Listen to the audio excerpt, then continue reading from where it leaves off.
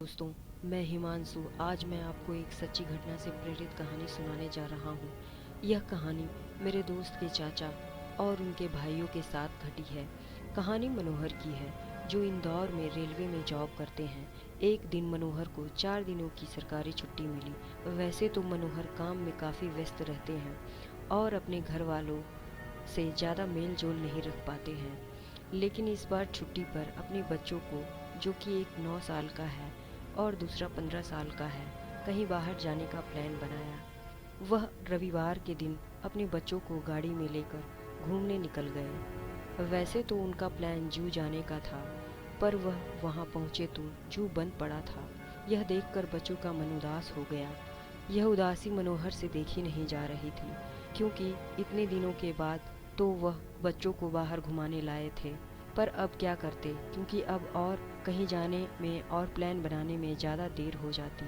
तो वह उदासी और भारी मन से वापस चलने लगे। अभी आगे रास्ते में ही थे तो उन्होंने देखा कि रोड की बाईं तरफ जंगल है और जंगल में बड़े बड़े झूले दिख रहे हैं। उनको देखकर साफ साफ पता चल रहा था कि वह एक सर्कस है। पर मनोहर सोच में पड़ गया, क्योंकि वह उसी रास्ते से गया था। तभी उसे वह सर्कस और झूले नहीं दिखे थे। यह सब इतनी जल्दी कहाँ से आ गए, मनोहर ने सोचा। शायद जाते वक्त उसने ध्यान नहीं दिए होंगे। इतने में बच्चों ने भी जाने की जिद करने लगे। मनोहर ने भी गाड़ी जहाँ सर्कस लगाया था वहाँ मोड़ ली। अब जैसे तैसे सर्कस की ओर बढ़ रहे थे। लोगों की शोरगुल की आवाज़ तेज हो रही थी, मानो बहुत से लोग सर्कस में हों। सर्कस का दरवाज़ा अब दिखने लगा था। उन्होंने गाड़ी को कतार में खड़ी कर दी और बच्चों को लेकर चल पड़े। सर्कस के अंदर मनोहर ने देखा कि सर्कस पूरा सुनसान और खाली पड़ा था। अंदर कोई भी नहीं था और जो आवाज़ें आ रही थी वह अब सुनाई नहीं दे रही थी। लेकिन फिर भी मनोहर ने इसे अनदेखा किया और टिकट काउंटर की ओर चल दिया। जैसा कि हमने बताया, वहाँ कोई भी नहीं था, इसलिए वह काउंटर पर सीधा पहुँच गया। काउंटर पर एक आदमी सफ़ेद शर्ट पहना हुआ अपना सिर नीचे झुकाया हुआ खड़ा था। ऐसा लग रहा था मानो वह कुछ पढ़ रहा हो। मनोहर ने उससे 3 टिकटें मांगी।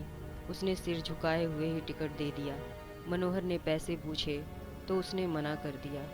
उसने बोला, साहब, यहाँ कोई नहीं आता, आप इसे मुफ्त में ही ले जाओ, हमें कोई पैसे नहीं चाहिए। यह बोलते ही उसने टिकट काउंटर बंद कर दिया। मनोहर को बड़ा अजीब सा लगा। अब तो वह सर्कस की टेंट की ओर बढ़ने लगा। टेंट के बाहर पहुंचते ही उसको ऐसा लग रहा था कि टेंट में लोग भरे पड़े हैं, क्योंकि लोगों के हंसने और सीटियों की आवाज़ें आ रही थी। मनोहर अपने बच्चों के साथ अंदर गया तो वहाँ कोई नहीं था। वो बहुत ही हैरान था। वो अभी खड़ा होकर सोच ही रहा था, तभी उसके बच्चों ने भागकर अपनी सीट पकड़ ली और मनोहर भी वहीं जाकर बैठ गया। पर अभी वह शौक में ही था। अब मनोहर को कुछ गलत होने की शंका हो रही थी। सर्कस शुरू हो गया। जोर जोर से ड्रम और ढोल बजने लगे। सर्कस में हाथी घोड़े आने लगे और बहुत सारे जोकर आकर कर्तव्य दिखाने लगे। करीब आधे घंटे के बाद जब सारे जोकर चले गए, तब एक दूसरे जोकर की बारी आई। वो अकेला ही आया और एक बीचों बीच कुर्सी पर आकर बैठ गया। वह खिलखिलाकर हंस रहा था। ऐसा लग रहा था मानो वह चुटकुले सुनाने वाले हैं। अभी तक सब ठीक चल रहा था। मनोहर और उसके बच्चे पूरे सर्कस में अकेले थे। पूरे शो केवल उनके लिए ही हो रहा था। अचानक वो बीच में ही बैठकर जोकर हंसते हंसते ही रोने लगा। अभी मनोहर को कुछ समझ में आता। मनोहर वहाँ क्या देखता है, पूरे सर्कस में लोग भरे पड़े हैं और अपनी सीट पर बैठे हुए हैं। उसके आगे पीछे दाएं बाएं हर तरफ लोग जोर जोर से हंस रहे हैं और वो जोकर रो रहा था। यह सब देखकर मनोहर बौखला सा गया। उसे समझ में ही नहीं आ रहा था कि वो क्या करे। उसके बच्चे भी उन दर्शकों के साथ हंस रहे थे। ऐसा लग रहा था मानो उसके बच्चों को पता ही नहीं था कि यहाँ क्या हो रहा है। मनोहर उस जोकर की तरफ देखता है। जोकर रो रहा होता है। तभी वो जोकर रोते रोते सीढ़ियों के ऊपर जाने लगता है, जहाँ कर्तव्य दिखाया जाता है। और ऊपर चढ़ते ही ऊपर से कूद जाता है। अब तो वो ज़मीन पर पड़ा था और चारों तरफ खून ही खून था, पर अभी भी दर्शक हंस रहे थे। यह सब देखते हुए मनोहर भागकर जोकर की तरफ गया। उसने जोकर को उठाया, मगर वह क्या देखता है कि जोकर की शक्ल बहुत ही भयानक हो गई थी। जोकर ने उसका हाथ पकड़ लिया। मनोहर हाथ छुड़ाने की कोशिश कर रहा था और अपने बच्चों की तरफ देख रहा था। तभी अचानक से मनोहर ने देखा सभी सीटों पर दर्शक भरे पड़े हैं और सभी की हंसने की आवाज़ें मनोहर की कानों में गूंजने लगी थी।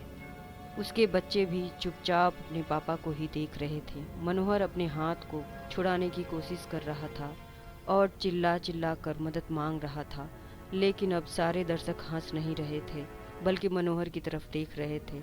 अब मनोहर डर के मारे रोने लगा। तभी वह देखता है कि वो जोकर अपने आप खड़ा हो गया और वह मनोहर को खींचकर कहीं ले जाने की कोशिश कर रहा था। मनोहर अब अपना हाथ छुड़ाने की कोशिश कर रहा था, पर वह नाकामयाब रहा। फिर उसने देखा आगे बहुत ही आग लगी हुई है। वह समझ गया कि वह जोकर उसे इस आग की तरफ ले जा रहा है। अब मनोहर का मुंह सूख चुका था, उसकी हिम्मत टूट गई थी। अब वह रोने के कगार पर था। तभी जोकर आग के पास पहुंचते ही उसने मनोहर का हाथ छोड़ दिया और खुद आग में कूद गया और जोर जोर से दर्द में चिल्लाने लगा। मनोहर ने साहस जुटाया और वापस अपने बच्चों के पास भागा। उसने उन दोनों का हाथ पकड़ा और सर्कस से बाहर भागने लगा। वह जैसे तैसे गाड़ी में बैठा और गाड़ी भगा दी। अब मनोहर ने राहत की सांस ली। अभी जंगल का रास्ता बचा पड़ा था। तभी वह देखता है कि वो जोकर मानो उसके गाड़ी के आसपास दिखने लगा। मनोहर को कुछ भ्रम सा होने लगा। मनोहर गाड़ी तेज चलाने लगा। मनोहर को ऐसा लग रहा था कि उस जोकर का चेहरा उसके सामने रूप बदल रहा है। कभी उसके मुंह से खून निकल रहा है तो कभी वह मुस्कुरा देता है, कभी एक ही पल में रो पड़ता है। मनोहर को ऐसा लग रहा था मानो उसके गाड़ी के आसपास कई सारे जोकर हैं, जो कि उसको कभी अपने सामने वाले बोनेट पर तो कभी साइड विंडोज़ पर दिख रहे हैं। यह सब देखकर मनोहर बहुत डर रहा था और डर की वजह से गाड़ी और तेज चलाने लगा। जैसे ही मनोहर ने जंगल पार किया, यह सारा भ्रम धीरे धीरे दूर होने लगा और साथ ही मनोहर का डर भी थोड़ा कम हो गया। जंगल के पीछे छूटते ही साइड मिरर पर मनोहर को वही जोकर दिखा, जिसके हाथ में एक बड़ा सा बोर्ड था। इसमें लिखा था दोबारा जरूर आना, और दूसरे हाथ में उसका खुद का कटा हुआ सर जो फड़फड़ा रहा था और वो जीवित होकर बोल रहा था। जोकर के मुंह पे बड़ी सी हंसी थी। तो अगर ये मेरी कहानी आपको पसंद आए तो इसे लाइक करें, और अगर ऐसी ही इंटरेस्टिंग वीडियो स्टोरी सुनना चाहते हैं तो इसे सब्सक्राइब भी करें।